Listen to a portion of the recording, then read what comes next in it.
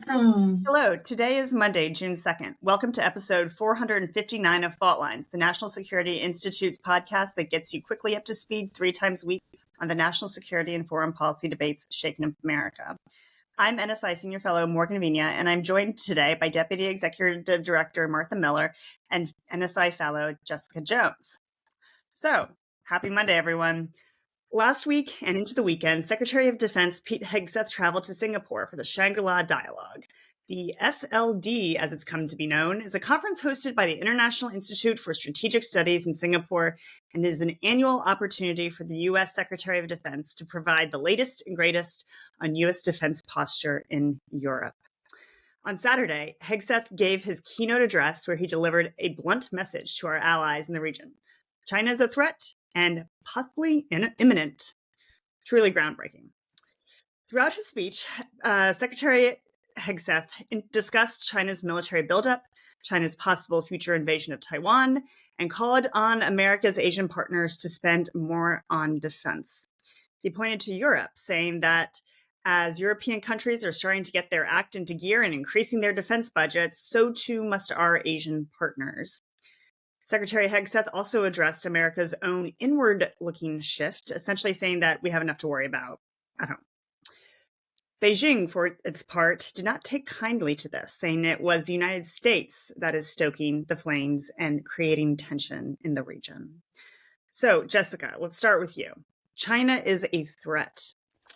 This could not have been a shock to Floral Spring.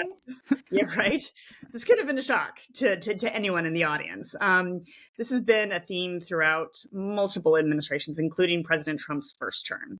It's been public that the Pentagon is already working on a new national defense strategy with a focus on deterring China and regional burden sharing. Why is this different? I'd like to point out that NSI founder and executive director Jamil Jaffer tried to crash the Shangri-La Dialogues one year unsuccessfully. So that's how important this meeting of the minds is when it comes to Indo-Pacific strategy. It's great. We haven't actually heard much from the secretary lately, so it was great to see him kind of making waves and delivering the American message abroad. Unfortunately, I think, there's some important implications potentially that come from his speech. They've discussion whether it's repositioning of troops, what does greater security cooperation with our partners and allies look like. But unfortunately, I think, he had a talking point where he was there to talk about tanks, not tariffs. But I think a lot of what our partners and friends in the region actually want to talk about is tariffs. We've discussed here on the show economic security as being critical to national security. And it's hard for our partners to focus on what does increased security cooperation or spending look like when it comes to the China threat, when at the same time the U.S. is kind of messaging 49% tariffs and messaging, we don't really care what happens to your economies, you guys deal with it.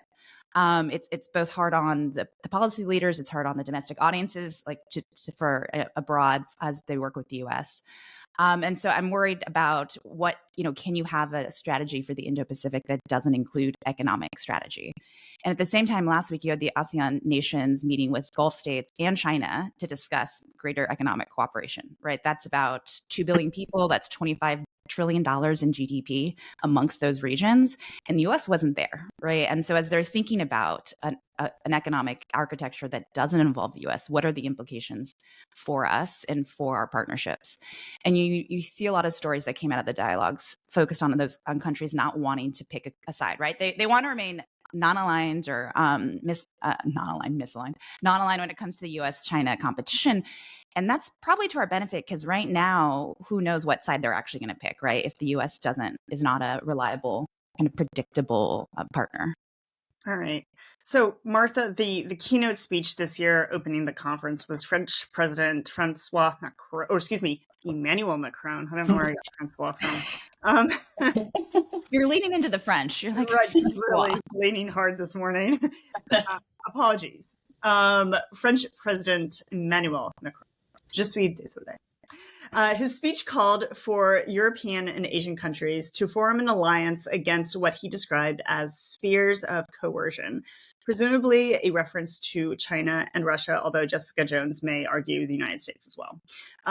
His speech was also his last stop in a trip, which he sought to present France as a reliable defense and business partner for countries caught between the United States and China. So, Martha, how is Europe responding to a more inward-looking U.S. that labels China as the most serious threat while also prioritizing the Indo-Pacific?